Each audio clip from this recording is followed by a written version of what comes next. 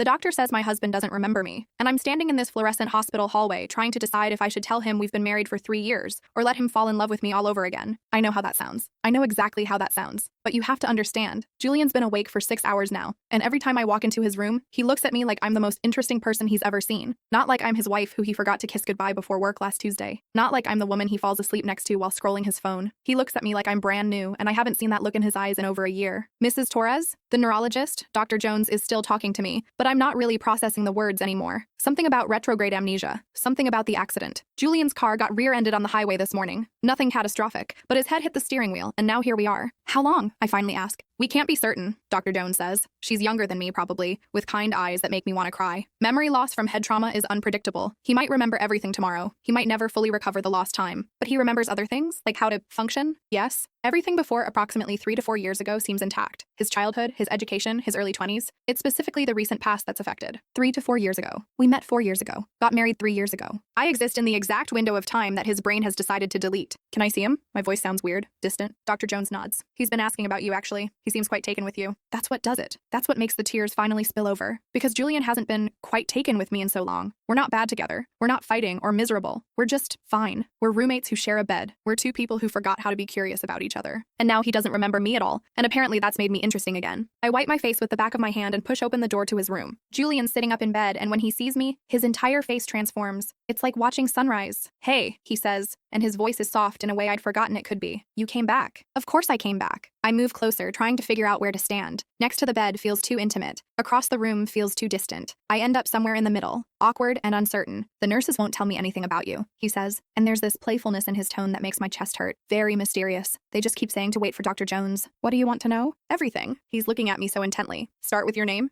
I hesitate for just a second. It's Vera. Vera. He repeats it like he's tasting it. That's beautiful. I'm Julian, but apparently you know that already since you've been here all day. They called me, I say carefully, from your emergency contacts. His eyebrows draw together, confused but not suspicious.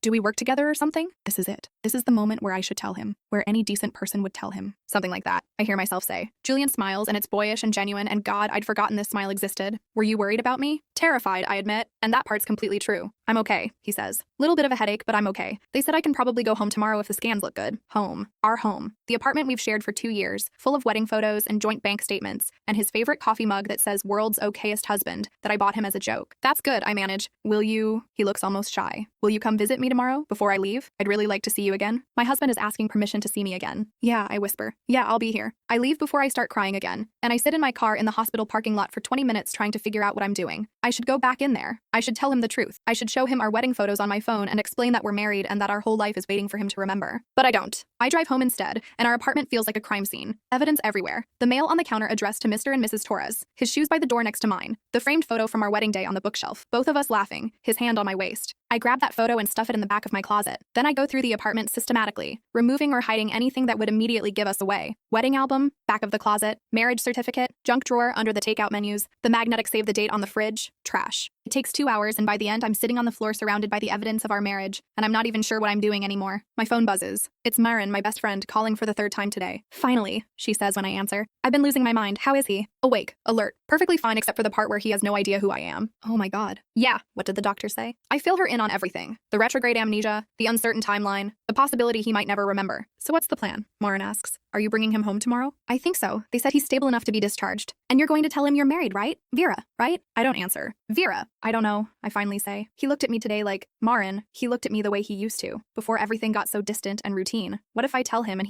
what if knowing makes it worse? This is insane. You realize this is insane, right? Completely insane. But you're doing it anyway. I think I might be. Marin sighs, long and heavy. Okay. I'm not going to tell you this is a good idea because it's not, but I get it. I kind of get it. Just be careful, please. After we hang up, I lie in bed. Our bed, Julian's side still unmade from yesterday morning when everything was normal. And I let myself imagine it. Julian coming home tomorrow. Us navigating the apartment like new roommates. Him looking at me with those curious, interested eyes. Getting to know each other again from scratch. Maybe we'd do it better this time. Maybe we'd skip the part where we stopped really seeing each other. Maybe. I barely sleep, and I'm back at the hospital by 8 the next morning with a bag of Julian's clothes that I carefully checked to make sure there were no monogrammed items or anything with our wedding date on it. The nurses let me into his room, and he lights up when he sees me. Vera, he says, like my name is something special. Morning, how are you feeling? Better. Ready to get out of here. He notices the bag. Is that for me? Yeah, I thought you might want your own clothes instead of the hospital gown. I grabbed some things from your place. It's not technically a lie. They are from his place. His place that is also my place. You have a key to my apartment? He looks touched by this like it means something significant. You gave it to me, I say. For emergencies. Also not technically a lie. Julian takes the bag and I turn around while he changes. When I turn back, he's in jeans and a soft gray t-shirt that I know smells like his cologne because I'm the one who does his laundry. Did his laundry. Do his laundry. God, the tenses are confusing. So, he says, sitting on the edge of the hospital bed, I've been thinking about this all night. We're clearly close, right? The nurses said you were here all day yesterday. You have a key to my place. You know what clothes I wear. My heart is pounding. We're close. How close? I should tell him. I open my mouth to tell him. We're really good friends, I say instead. Julian nods slowly, processing this. Good friends who, is it more than that? Sorry, I know this is probably a weird question, but I can't remember and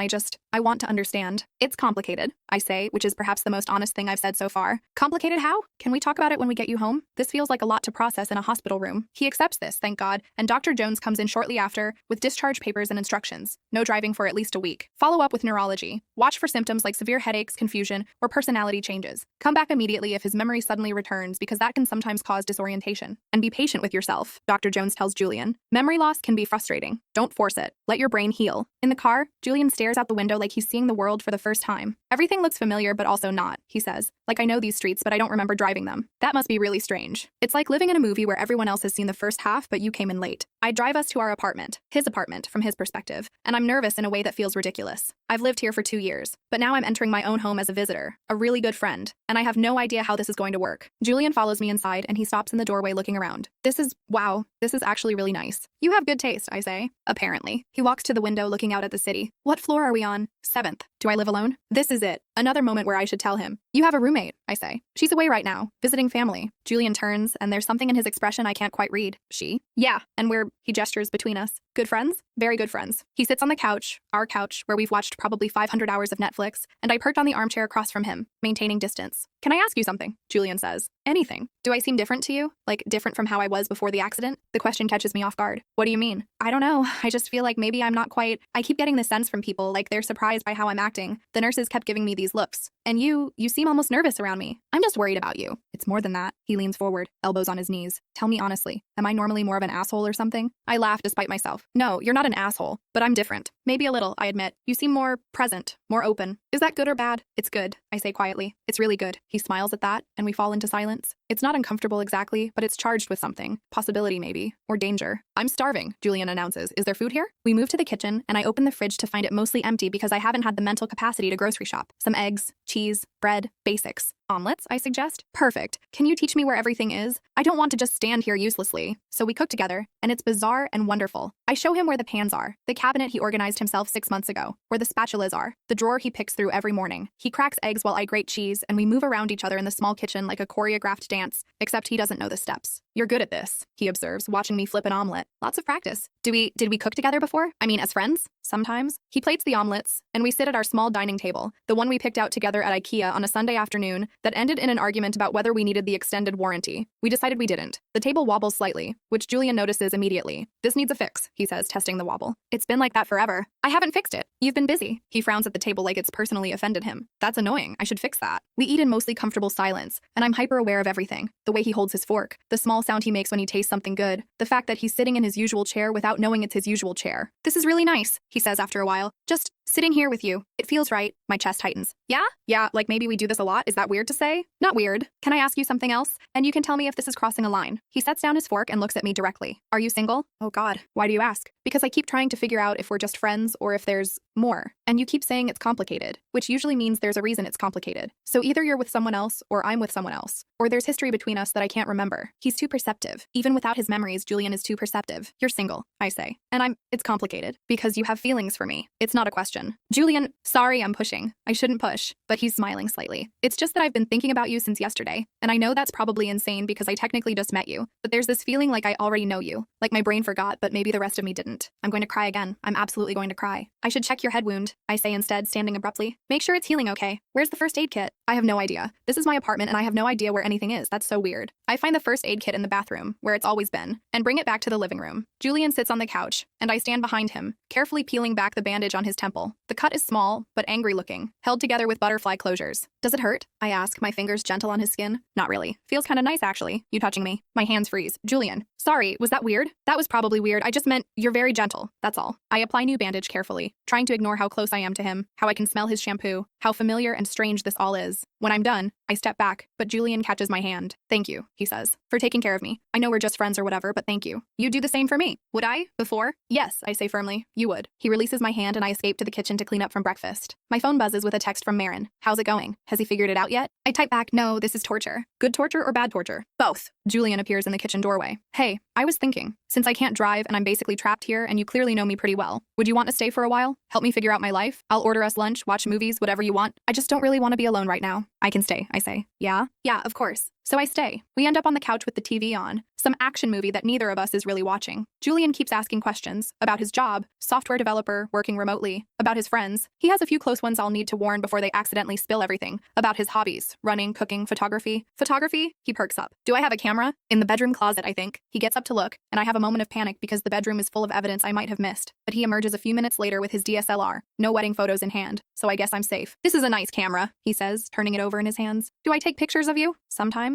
Can I now? Now? He's already raising the camera, looking at me through the viewfinder. Just sit natural. Pretend I'm not here. You're literally right in front of me. Pretend harder. I roll my eyes, and he laughs and clicks the shutter. Then he lowers the camera and shows me the screen. It's a good photo. Me mid-eye roll, a reluctant smile on my face, sunlight from the window catching my hair. See? He says softly. Beautiful. I have good taste. The afternoon stretches into evening, and we order Thai food because Julian finds a menu with our address printed on it, and figures out we must order from there regularly. When the food arrives, he pays. I'm assuming I owe you for taking care of me, he insists, and we eat straight from the containers like we always do. This is so good, Julian says around a mouthful of pad thai. Is this my usual order? It is, actually. Apparently past me had good taste in food too. Present you seems to be doing okay in that department. He grins at me, and God, when was the last time we just sat and smiled at each other like this? After dinner, it's getting late, and I know I should leave. I should go to a hotel or back to Marin's place or something, give Julian space, maintain this fiction I've created. But Julian looks at me with those open, vulnerable eyes and asks, would you be offended if I asked you to stay tonight? On the couch, obviously. I keep thinking about what the doctor said about watching for symptoms, and I'd feel better if someone was here. The couch is fine, I hear myself say. Are you sure? I don't want to impose. Julian, you're not imposing. So I stay. He gives me a blanket and a pillow, and I make up the couch while he gets ready for bed. He emerges from the bedroom in sleep clothes, the same ratty college t-shirt he's worn to bed for the entire time I've known him, and hovers awkwardly near the hallway. Good night, Vera, he says. Good night. And hey, if you need anything or if I do something weird in my sleep, just wake me up. You don't do anything weird in your sleep. He tilts his head. How do you know? Shit. Just a guess. I recover. You don't seem like the weird sleep behavior type. He accepts this and disappears into the bedroom. Our bedroom. The bedroom I've slept in every night for 2 years. I lie on the couch in the dark, listening to him settle in, and I realize I'm basically holding my breath. This is insane. Marin was right, this is completely insane. But when I close my eyes, all I can see is the way Julian looked at me today. Really looked at me, like I mattered, like I was someone worth paying attention to.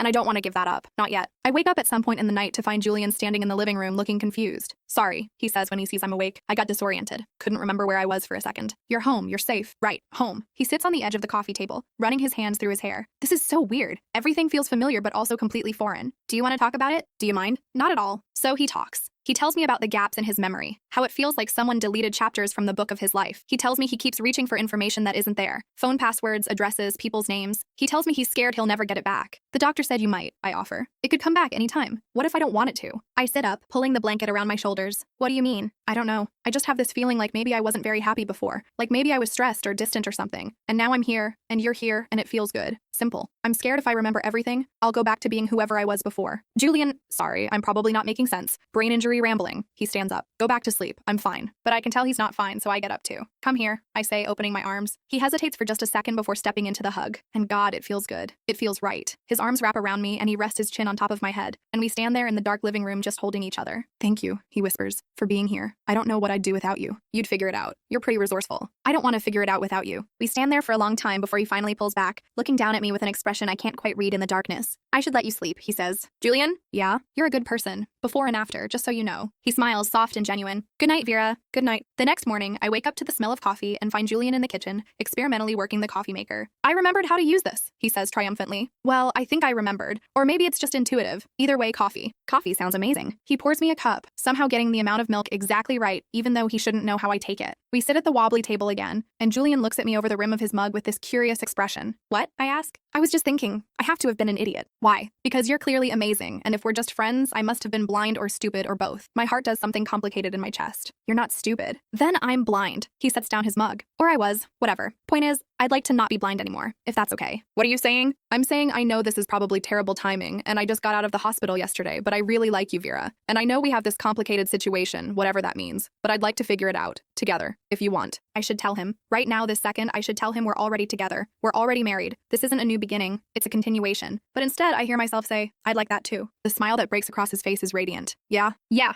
Okay, good. He looks almost giddy. So what do people do when they're figuring things out together? Do we go on a date? Is that weird? It feels weird since I'm supposed to be recovering. We could just hang out, get to know each other. I feel like I already know you, he says, which is insane because I technically don't remember you at all, but sitting here with you feels like the most natural thing in the world. We spend the morning talking, really talking, the way we used to when we first met. Julian tells me about his childhood, growing up in Colorado, his mom who taught kindergarten, his dad who was an architect. He tells me about college, about deciding to study computer science, about his first job out of school. I tell him about my own life, carefully editing out the parts that include him, my own childhood, my career in marketing, my friends, my hobbies. It's strange, reintroducing myself to my own husband. What about your family, he asks. Are you close with them? Pretty close, my parents are great. One brother. Do they know about this? Me? They know you had an accident. Will they be weird about it? About me not remembering? They're going to be devastated when they find out what I'm doing, but I just say, they'll understand. Around noon, Julian's phone rings. I can see from here that it's Knox, one of his best friends from college, definitely someone who knows we're married. Don't answer it, I blurt out. Julian looks at me, confused. Why? Just trust me, please. He sets the phone down, but he's looking at me with questions in his eyes. Vera, what's going on? Nothing. I just think you need rest. Not a bunch of people calling and overwhelming you. Is Knox someone I should avoid? No, he's your friend. A good friend. I just think maybe we should ease you into everything. Avoid overwhelming you. Julian nods slowly, but I can tell he's not entirely convinced. Okay, if you think that's best. The phone stops ringing, then immediately starts again, then again. Knox is persistent. He's really trying to reach me, Julian observes. He probably heard about the accident. He's worried. I can text him and let him know you're okay. You have his number?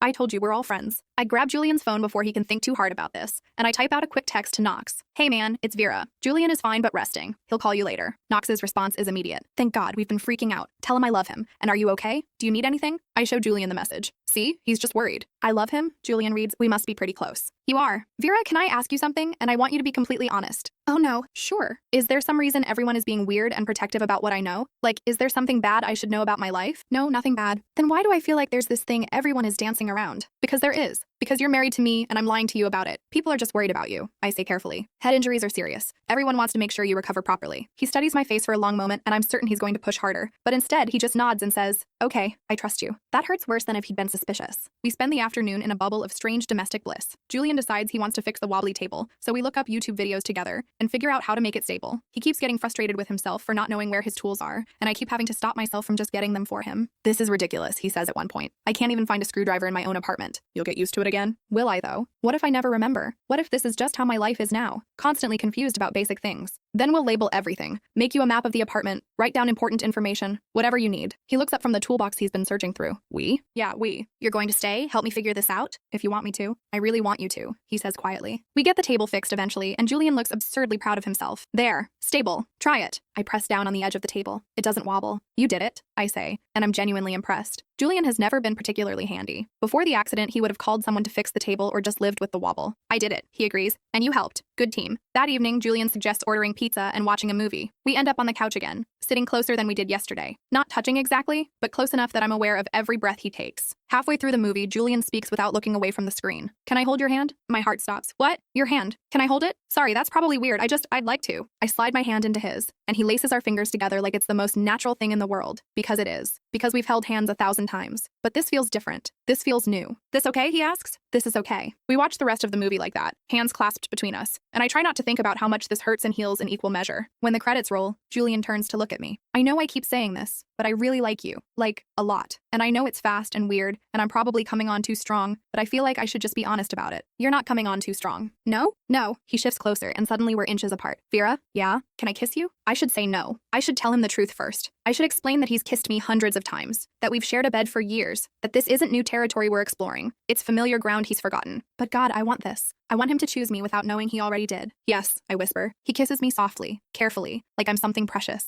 His hand comes up to cut my face and I kiss him back, trying not to cry. It's the same and different. It's Julian, but it's also not. It's a first kiss and an echo of every kiss we've ever shared. When we pull apart, he's smiling. I've been wanting to do that since I woke up in the hospital. Yeah, you're very kissable. Has anyone ever told you that? Once or twice. We kiss again, longer this time. And I let myself forget for a moment that this is all built on a lie. I let myself pretend we really are just two people discovering each other for the first time. Julian pulls back eventually, resting his forehead against mine. Is this okay? Are we moving too fast? It's perfect. I don't want to mess this up. You're not messing anything up. We end up curled together on the couch, Julian's arm around my shoulders, my head on his chest. I can hear his heartbeat, steady and strong, and I think about how close I came to losing this, how close I came to losing him. What are you thinking about? He asks, his voice rumbling in his chest. Just that I'm glad you're okay. Me too. He presses a kiss to the top of my head. Best car accident ever. That's a terrible thing to say. Is it though? If this is what I get out of it, I don't have an answer for that. That night, Julian asks if I'll sleep in the bedroom with him. Just sleep, he clarifies quickly. I'm not trying to, I just don't want to be alone. And the couch is probably uncomfortable. The couch is fine, but the bed is better. He looks hopeful. So I end up in my own bed, in my own bedroom, with my own husband who doesn't know he's my husband. We lie facing each other in the dark, and Julian reaches out to trace his fingers down my arm. Is this weird? He asks. A little? Good weird or bad weird? Good weird. He smiles and I can see it even in the darkness. Good night, Vera. Good night, Julian. I wake up to sunlight and Julian's arm draped over my waist. He's still asleep, his face peaceful, and I let myself just watch him for a minute. This is what I've been missing. This presence. This peace. When he wakes up, he blinks at me confused for a second before smiling. Hi. Hi yourself. I just woke up next to you. That's nice. It is nice. Can we do this every day? My chest tightens. Julian. Sorry, too much. I'm being too much. No, you're not. You're perfect. He kisses me then, morning breath and all, and it feels like coming home. We spend the next few days in this strange, perfect bubble. Julian calls out of work. His boss is understanding about the medical situation. I work remotely from the apartment, and Julian hovers near me while I'm on calls, bringing me coffee and snacks and generally being attentive in a way that makes my heart hurt. You're very focused when you're working, he observes one afternoon. Is that good or bad? It's hot. I laugh. You're ridiculous. I'm honest. He leans over the back of the couch where I'm sitting with my laptop. How much longer? 20 minutes, maybe 30. Then can we do something fun? What did you have in mind? I don't know. What do we usually do for fun? That's a loaded question. What we usually do for fun is not much. We watch TV, we scroll our phones, we exist in parallel but not together. We could go for a walk, I suggest. You're probably going stir-crazy being cooped up. So we walk around the neighborhood and Julian holds my hand the entire time. He asks about the area, which coffee shop is good, which park we like, whether there's a good bookstore nearby. I answer as his girlfriend would, not his wife, and it's exhausting keeping track of what I should and shouldn't know. We pass by a small art gallery and Julian stops. Can we go in? Inside, it's quiet and cool, filled with photography and paintings. Julian gravitates immediately to the photography section, studying each image intensely. These are incredible, he murmurs. The way the light falls here, the composition. You know about photography. I guess I do. He looks at me. Did I take pictures of you? Before? Some. Can I see them? Dangerous territory. Our photos are everywhere. On my phone, on his phone, on social media, backed up on the cloud. Photos of our wedding, our honeymoon, our life together. I don't have any with me right now. Later then? Maybe. He studies my face like I'm one of the photographs on the wall. You keep doing that. Doing what? Deflecting. Whenever I ask about before, you change the subject or give me vague answers. I'm not trying to deflect. Then what are you trying to do? Protect you, I say honestly. The doctor said not to force your memory, to let it come back naturally. What if there's something I should know? Something important? There's nothing you need to worry about. But there's something you're not telling me. We're standing in the middle of the gallery, having this intense whispered conversation while other people drift past looking at art. I can feel everything threatening to unravel. Julian, it's okay. He cuts me off. I trust you. If you're not telling me something, I trust that you have a good reason. Just promise me one thing. What? Promise me you'll tell me eventually, when you think I'm ready. I promise, even though I have no idea if I'll be able to keep it. That night, we're back on the couch when Julian's phone buzzes with a FaceTime call. It's Knox again, and this time Julian answers before I can stop him. Hey man, Knox's face fills the screen. Jesus, you look rough. How's the head? It's fine, little sore still. I'm coming over tomorrow. Don't argue. I need to see with my own eyes that you're not dying. Knox, that's really not— Wait, is Vera there? Knox cranes his neck trying to see. Vera, are you there? Julian flips the camera to show me sitting next to him. I'm here. Knox's face does something complicated. Hey, how are you holding up? I'm fine. Julian taking care of you okay? I'm actually taking care of him. Right, obviously. Knox looks between us, and I can see him trying to figure out what's happening. So, how's the memory thing? Julian shrugs. Weird, lots of gaps, but I'm managing. What kind of gaps?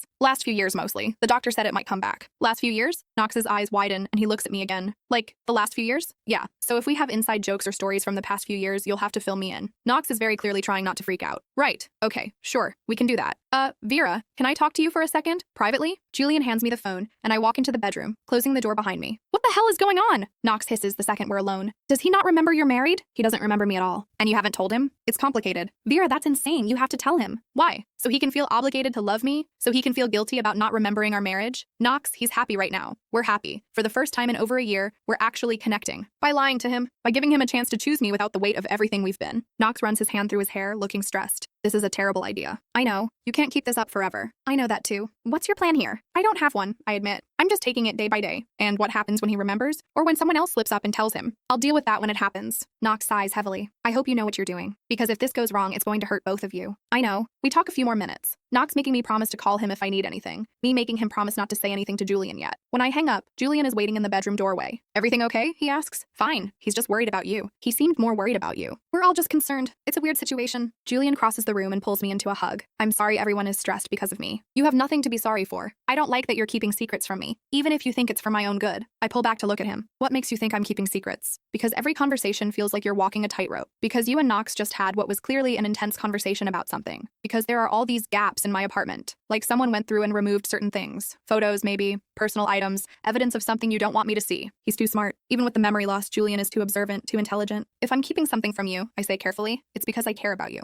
not because I'm trying to hurt you. I believe that. But Vera, I need you to understand something. He takes my face in his hands, looking at me intensely. I'm falling in love with you. Right now, in this moment, I'm falling for you. And I don't care what happened before or what complicated history we have. I just care about now. About this. About us. Julian, let me finish. Whatever you're not telling me, whatever secret you think you're protecting me from, I don't care. I choose you. Memory or no memory, past or no past. I choose you. I start crying then, proper sobbing, and Julian holds me while I fall apart. Because he's saying the exact words I've been desperate to hear for so long, but he's saying them without knowing what they mean. He's choosing me while only knowing half the story. Hey, hey, he soothes, stroking my hair. It's okay. Whatever it is, it's okay. You don't understand. Then help me understand. I almost tell him then. Almost. But the words get stuck in my throat, and instead I just kiss him desperately, trying to convey through touch what I can't say with words. We end up in bed properly for the first time, and it's different than it's been in years. Julian is present, attentive, asking what I like and what feels good, like he's learning me from scratch. And in a way, he is. He's meeting me new, without any of the accumulated assumptions or habitual patterns we'd fallen into. Afterward, we lie tangled together, and Julian traces patterns on my bare shoulder. That was incredible, he says. Yeah,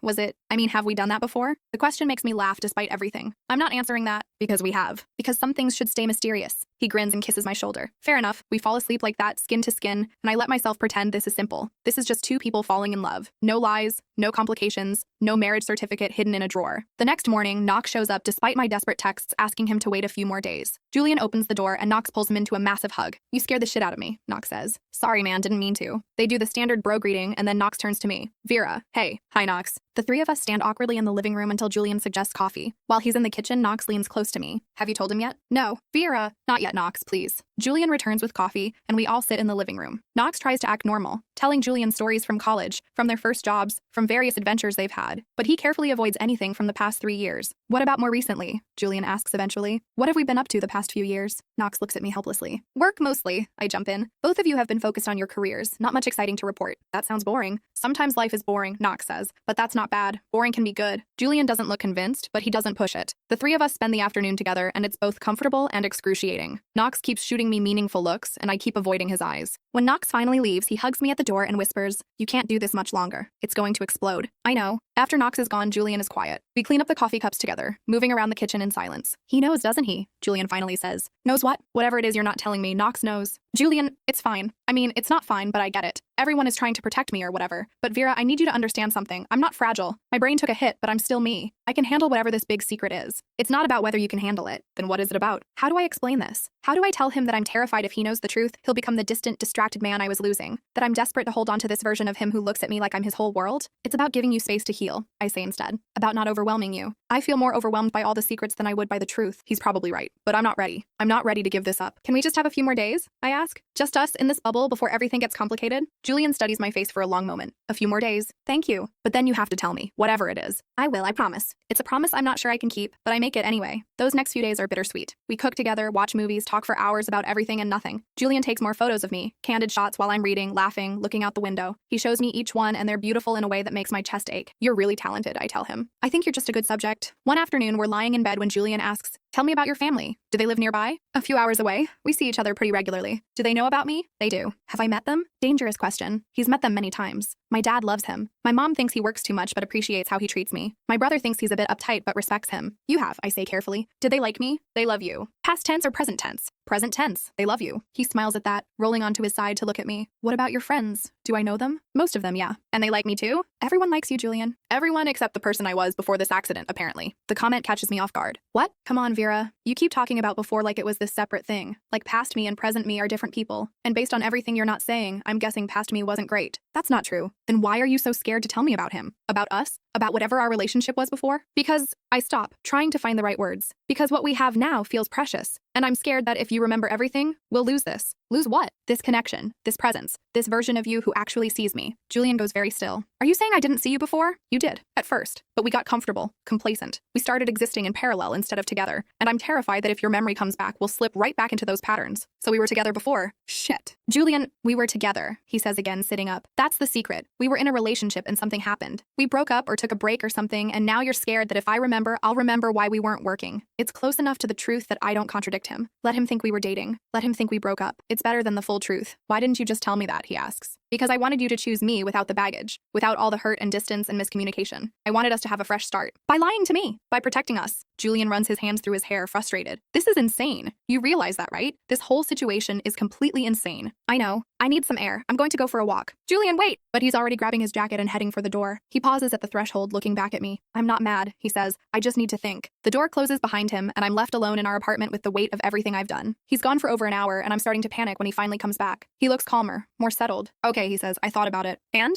I get it. I don't love it, and I think you should have trusted me with the truth from the beginning. But I get why you did what you did. He crosses the room and takes my hands. But Vera, no more secrets. Please. Whatever else there is to know, I need you to tell me. All of it. This is it. This is the moment where I should tell him we're married. But I chicken out. We were together for a while, I say, which is true. Things got difficult. We were drifting apart. And then you had the accident, and you didn't remember any of it. I saw it as a chance to start over. Why were we drifting? Life, work. We stopped making time for each other, stopped being intentional about our relationship. Julian nods slowly, processing this. And now? Now I'm falling in love with you all over again. And it's terrifying and wonderful, and I don't want to lose this. You're not going to lose this, he says firmly. Memory or no memory, past or no past. What we have right now is real. I choose you, Vera. I told you that, and I meant it. Even knowing we have this complicated history, especially knowing that, because it means we've already proven we work together. We just need to do it better this time. I want to believe him. I want to believe that this can work, that we can build something new on the foundation of lies I've created. We spend the rest of the evening talking honestly for the first time, about the distance that had grown between us, about how we'd stopped communicating, about the little resentments that had accumulated. I'm careful to frame it all as a relationship that had ended, not a marriage that was struggling, but the emotions are real. I'm sorry, Julian says at one point, for letting you down before, for not being present. You didn't let me down. We both contributed to the problems. Still, I'm going to do better this time, I promise. That night, we lie in bed facing each other, and Julian traces my face with his fingers like he's memorizing me. I love you, he says. I know it's fast and probably crazy, but I love you. I start crying because those are the words I've been waiting to hear for so long, and he's saying them without knowing we've already said them 100 times before. I love you too, I whisper back. We make love slowly, tenderly, and it feels like a promise. Like we're sealing something between us that transcends memory and truth and all the complicated lies I've built. The next morning, I wake up to find Julian already awake, watching me. Morning, I murmur. Morning. He brushes hair from my face. I had a dream last night. Yeah?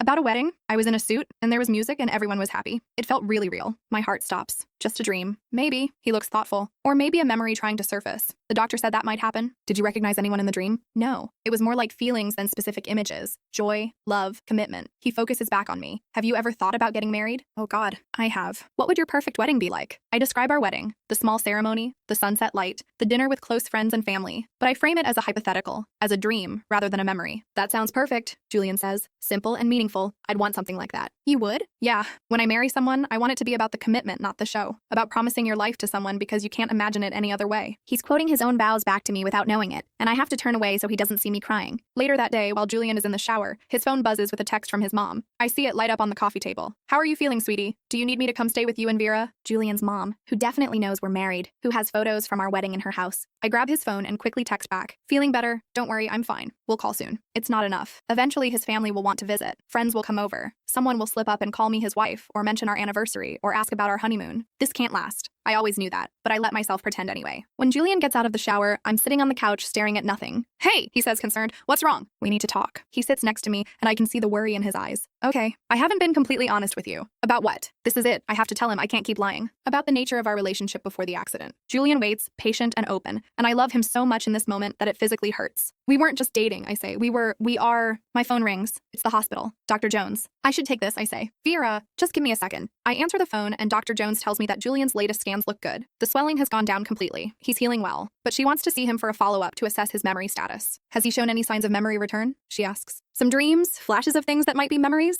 That's normal. The brain heals in its own time. Bring him in tomorrow if you can. I'd like to do some cognitive tests. After I hang up, Julian is still waiting. What were you going to tell me, he asks. The moment has passed. The courage I'd gathered has evaporated. I tell myself it's just one more day, before I have to face everything. Just that I care about you, I say instead. More than I've ever cared about anyone. That's what you wanted to tell me? Yeah, he knows I'm lying. I can see it in his eyes, but he lets it go. I care about you too, he says. So much it scares me sometimes. We spend the rest of the day in careful peace, both of us aware that something is building, that we're heading towards some kind of reckoning. That night, I lie awake long after Julian has fallen asleep. I watch him in the darkness, peaceful and untroubled, and I try to memorize this moment, this version of us, this brief, perfect window where we got to fall in love twice. Because tomorrow we have to go to the hospital. Tomorrow Dr. Jones will do her tests. Tomorrow might be the day Julian remembers everything. Tomorrow I might lose him all over again. In the morning, I wake before Julian and make coffee, trying to prepare myself for what's coming. He finds me in the kitchen, comes up behind me, and wraps his arms around my waist. You're up early, he murmurs against my neck. Couldn't sleep. Thinking about the doctor's appointment? Among other things. He turns me around to face him. Whatever happens today, we're okay. You know that, right? I hope so. Not hope. No, we're solid. Memory or no memory. I nod, not trusting my voice. At the hospital, Dr. Jones is warm but professional. She runs Julian through a series of cognitive tests, memory exercises, word associations, timeline reconstructions. I sit in the corner of the exam room, watching, my heart pounding. And what can you tell me about the past 3 years? Dr. Jones asks. Not much, Julian admits. I know I work in software development. I know I have friends. He glances at me. I know I'm in love. With Vera, yes. And how long have you two been together? This is it. This is where the truth has to come out. Julian looks at me and I see the question in his eyes. He's giving me a chance to tell it. We're married, I say finally. We've been married for 3 years. The words land like a bomb in the quiet room. Julian goes very still. What? We're married. I'm your wife. We've been together for 4 years, married for 3. You're my wife. He says it flatly, processing. Yes. And you didn't tell me. I wanted you to fall in love with me again without the pressure of knowing we'd already made vows to each other, without the pressure of our actual relationship. Dr. Jones clears her throat awkwardly. Perhaps I should give you two a moment. No, Julian says. We're done here, right? The tests are finished? Yes, but then we're leaving. He stands abruptly and walks out of the exam room. I follow him, apologizing to Dr. Jones over my shoulder. In the hallway, Julian is walking fast, and I have to jog to keep up. Julian, please, let me explain. Explain what? That you lied to me for over a week? That you let me fall in love with you? Again, apparently? Without telling me we were already married? I was scared. He whirls around. Of what? Of me? Of losing you. Julian, we were falling apart before the accident. We barely talked to each other. We were just going through the motions. And then you woke up, and you looked at me like I mattered again. Like I was interesting. I missed that so much. I missed you. So your solution was to lie? To let me think we were starting something new when we were actually in the middle of something that was apparently dying? It wasn't dying. We were just lost. We'd lost our way. And you thought the best way to find it again was through deception? People are staring at us. We're having a full-blown argument in a hospital hallway, and people are definitely staring. Can we please talk about this at home? I beg. Home. Right. The apartment that's apparently our apartment, not just my apartment with a roommate who's conveniently away. Jesus, Vera, the roommate. You told me I had a roommate. I told you that you had a roommate so I could explain why my clothes were there, why I knew where everything was. I can't do this right now. He starts walking again, and this time I let him get ahead. I follow at a distance, giving him space, terrified that I've ruined everything. In the car, he stares out the window, jaw clenched. I drive in silence, trying to figure out what to say, how to fix this. At the apartment, our apartment, Julian heads straight for the bedroom. I hear drawers opening, closet doors sliding. What are you looking for? I ask from the doorway. Evidence, photos, wedding albums, all the stuff you hid from me. It's in the back of the closet, top shelf. He pulls down the boxes I'd stashed there. Our wedding album, photos from our honeymoon, framed pictures I'd removed from the walls. He sits on the floor surrounded by our history, looking through each item slowly. I sit on the edge of the bed, watching him, waiting. We look happy, he says eventually, holding up a photo from our wedding day. We were happy. What happened? Life, work, we got comfortable, started taking each other for granted. He picks up another photo, us on our honeymoon in Italy, both of us laughing at something off camera. I can't remember this. Any of this. It's like looking at strangers. I know. No, you don't know. You remember everything. You knew exactly who I was, what we were to each other. I'm the one fumbling in the dark. I'm sorry. I told you I loved you, he says, and his voice cracks. I told you I was falling in love with you, and you let me say it like it was new, like it was this precious thing I was discovering for the first time. It felt new. Julian, the way you've been with me this past week, it is different. You've been present and attentive and open in a way you haven't been in over a year. So maybe it's not technically new, but it feels new. Because I didn't know any better. Because I was starting from scratch without any of the baggage or resentment or whatever had built up between us. Exactly, don't you see? That's what we needed. A reset. A chance to remember why we fell in love in the first place. Julian laughs, but there's no humor in it. A reset built on lies. Not lies, just strategic omissions. That's the same thing, Vera. He stands up, wedding photos falling from his lap onto the floor. He looks at me, and I can see the hurt and anger and confusion warring in his expression. I need some time, he says. I need to think. Where are you going? Knox's place, probably. I can't be here right now. Julian, please, don't leave. We can work through this. How? How do I work through the fact that my wife has been playing pretend with me for over a week? How do I trust anything that's happened between us? Because it was real. Every moment, every conversation, every kiss, it was all real. More real than anything we've shared in the past year. Was it? Or was it just you manipulating a situation to get what you wanted? The accusation stings because there's truth in it. I did manipulate the situation. I did take advantage of his memory loss. I wasn't trying to manipulate you. I was trying to save us. Maybe we didn't need saving. Maybe we just needed honesty. He grabs his phone and wallet, heading for the door. I follow him desperate. At least tell me you'll come back, that we'll talk about this. I don't know, Vera. I don't know anything right now. The door closes and he's gone. I sink to the floor in the hallway, finally letting myself completely fall apart. I've been holding it together for over a week, maintaining the fiction, managing the secrets, trying to build something new on a foundation of deception. And now it's all collapsed. Hours pass. I text Julian, I'm sorry, I love you. Please come home. He doesn't respond. I text again. I know I messed up. I know I should have told you from the beginning, but I meant everything I said. Every word. Still nothing. Marin calls, and I tell her everything through tears. She's sympathetic, but also brutally honest. You knew this was coming, she says gently. You knew he'd find out eventually. I thought I'd have more time. Time for what? For him to be so in love with you that he'd forgive the lies? Maybe. Vera, honey, I love you, but you have to see how messed up this is. You took away his agency. You made decisions for him about what he should and shouldn't know about his own life. I was trying to protect him. You were trying to protect yourself. There's a difference. She's right. I know she's right, but that doesn't make it hurt any less. That night, I sleep alone in our bed, Julian's pillow still smelling like him. I replay every moment of the past week, analyzing where I went wrong, what I could have done differently. The next morning, there's a knock at the door. I rush to answer it, hoping it's Julian, but it's Knox. Can I come in? He asks. Is he with you? Yeah, he's in my car. He wanted me to come up first. Is he okay? Knox makes a so-so gesture. He's confused, angry, hurt, but he's thinking through everything, which is good. What did he tell you? Everything. The whole situation. Vera, Knox sighs. I get why you did it. I really do. But you have to understand how this looks from his perspective. I know. Do you? Because right now he's sitting in my car trying to figure out if anything from the past week was real or if it was all just you manipulating him. It was real, all of it. Then you need to tell him that. Not over text. Face to face. No more secrets. No more strategic omissions. Just complete honesty about everything. Why you did it, what you were feeling, all of it. Will he listen? Only one way to find out. Knox steps aside, revealing Julian standing in the hallway behind him. My heart leaps. You came back. Knox convinced me I should at least hear you out, Julian says. But I'm not making any promises. Knox excuses himself, saying he'll be in the car if we need him. Julian and I are left standing in the doorway of our apartment, the tension thick enough to cut. Thank you for coming, I say. I almost didn't, but you did. We move to the living room, sitting on opposite ends of the couch. The distance between us feels massive. Okay, Julian says. No more lies, no more omissions. I want the complete truth, everything. So I tell him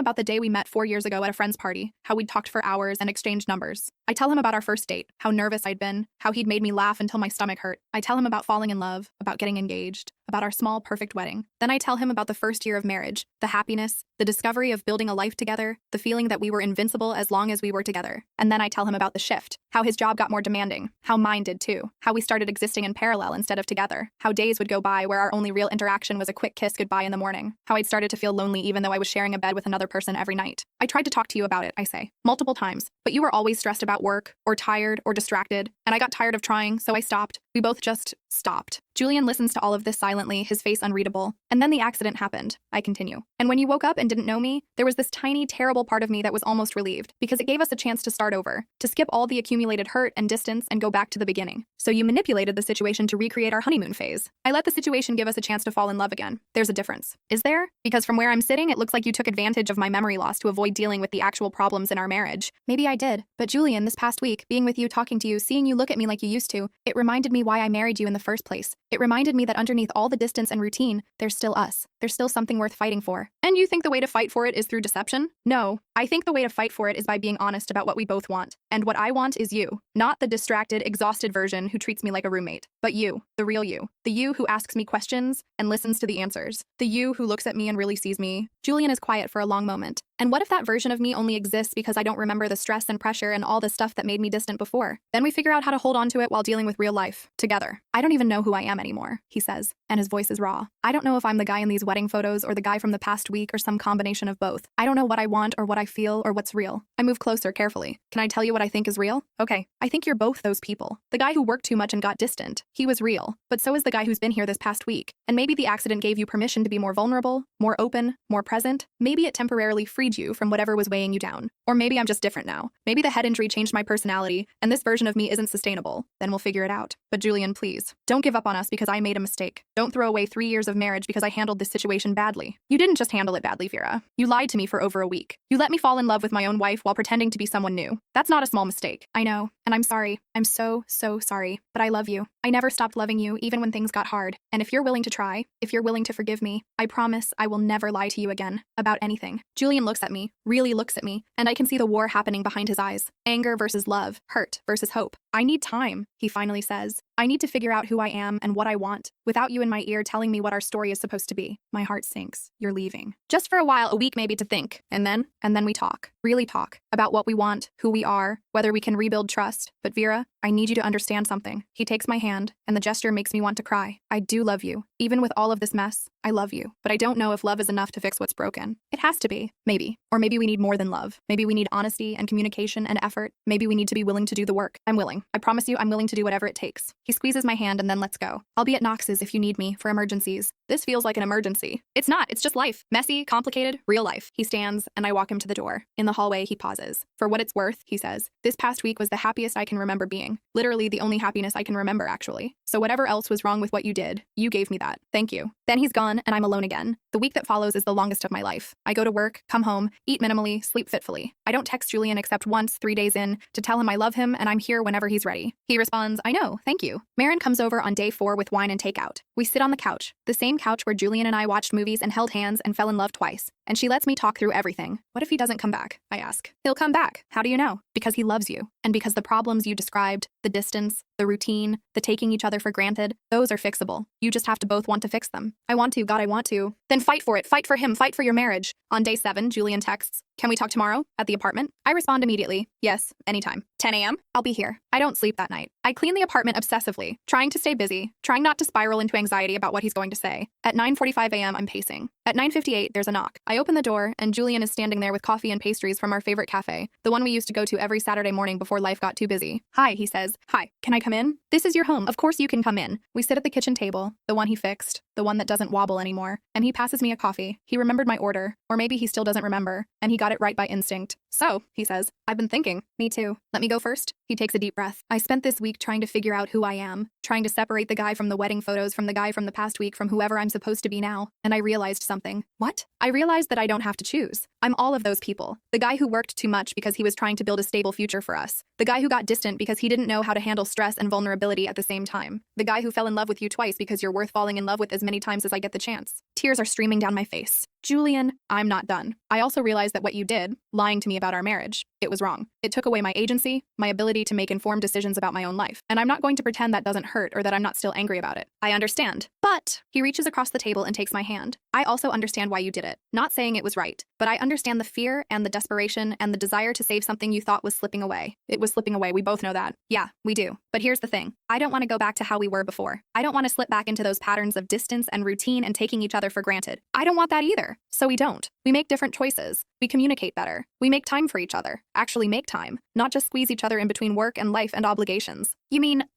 I'm coming home. If you still want me, I'm coming home and we're going to figure this out together. The right way this time. With honesty and effort and actual emotional vulnerability instead of just cohabiting while emotionally alone. I'm fully sobbing now. Of course I want you. I've always wanted you. He comes around the table and pulls me into his arms, and I press my face into his shoulder and cry. He holds me tight, and I can feel him crying too. Both of us releasing all the tension and fear and hurt of the past weeks. I love you, I say into his shirt. I love you so much. I love you too. Both versions of you. The one I'm meeting and the one I'm forgetting. All of you. We stand there in our kitchen, holding each other, and it feels like coming home. Actually coming home. Not just physically, but emotionally. Like we're finally in the same place at the same time, fully present with each other. What now? I ask eventually. Now we start over. For real this time, with everything on the table. Will you remember, eventually? Maybe. Maybe not. Dr. Jones said it could happen anytime or never. But honestly, I'm not sure it matters. Because whether I remember the past or not, I want to build a future with you. Even after everything, especially after everything. Because you're right. This past week showed us what we could be when we try. When we're actually present with each other. And I don't want to lose that. We spend the rest of the day talking, really talking, the way we should have been all along. We talk about his job and how the stress was affecting him. We talk about my own career and how I'd felt invisible. We talk about making changes, setting boundaries with work, prioritizing our relationship. I want date nights, Julian says. Real ones. Where we dress up and go out and pretend we're trying to impress each other. I want morning coffee together before work, even if it's just 15 minutes. I want to take more photos of you, of us, of our life together. I want to cook together. Actually cook, not just reheat takeout. I want to go to bed at the same time, instead of me staying up working while you fall asleep alone. I want to know about your day, really know, not just a quick fine you exchange. I want to tell you when I'm struggling instead of just shutting down. I want to be brave enough to ask for what I need instead of hoping you'll figure it out. We make a list, actual physical list, of things we want to do differently, ways we want to show up for each other, commitments we're making to our marriage. That night we go to bed together, properly together, and Julian holds me close. I'm still angry about the lying, he says into the darkness. Just so you know, it's going to take time to fully rebuild that trust. I know. I'll spend as long as it takes proving I'm trustworthy. And I'm going to mess up. I'm going to probably slip back into old patterns sometimes, Work stress isn't going anywhere. Then we'll talk about it. We'll figure it out together. Together, he agrees. Julian? Yeah? Thank you for coming back. Thank you for giving us another chance. Thank you for fighting for us. Even if your methods were questionable. I laughed despite myself. My methods were terrible. They were pretty bad, he agrees, but they came from a good place. A desperate, slightly unhinged place, but a good place. I promise my future methods will be much less unhinged. I'm holding you to that. We lie there in comfortable silence for a while, and I think about everything that's happened. The accident, the memory loss, the lies, the truth, the hurt, the healing. It's been messy and imperfect and sometimes borderline insane. But we made it. We're here, together. Vera? Julian says sleepily.